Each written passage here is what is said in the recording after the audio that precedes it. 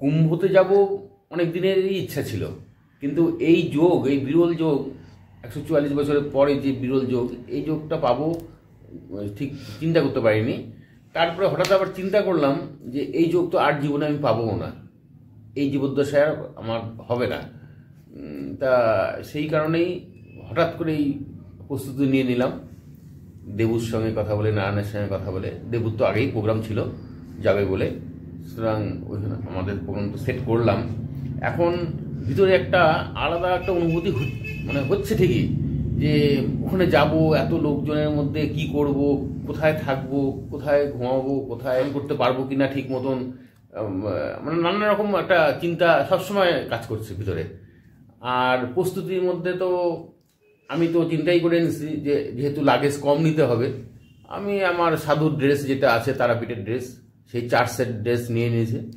সঙ্গে আমার যত রুদ্রাক্ষের মালা, কমণ্ডল, হাতের যত কিছু আছে, আমার কমণ্ডলও আছে বেনারসি না, ওটাও চলে যাবে।